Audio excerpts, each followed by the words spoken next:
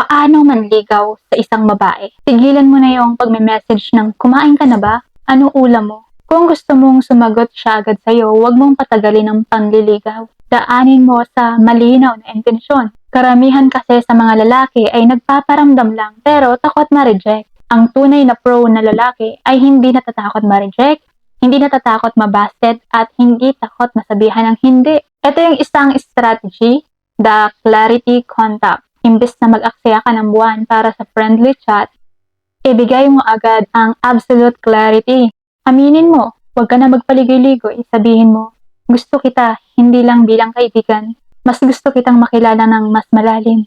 Kung bukas ang puso mo para sa akin, papasok ako sa buhay mo. Pero kung ayaw mo, respetuhin kita. Bakit nga ba ito gumagana? Dahil ang pinaka-attractive na ugali ng isang lalaki ay ang pagiging transparent. Tinatanggal mo sa kanya ang pressure na manghula.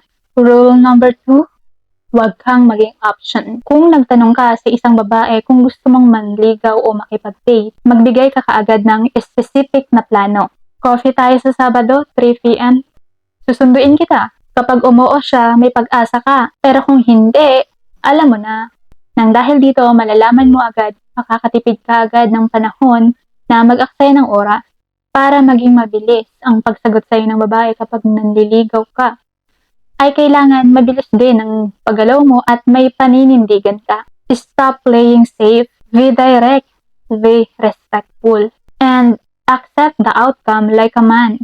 Ikaw, kapag nanliligaw ka, ano ang banat mo? Kung nagustuhan mo ang video na to, huwag kalimutang mag-iwan ng like, comment, share, and subscribe para lagi kang updated sa ating mga latest video. Thank you so much! By the way, I just wanna share my adjustable ring and my earrings. Ilalagay ko na lang yan dyan sa product at sa description. Madadirect ka na sa Orange Shop. Bye-bye!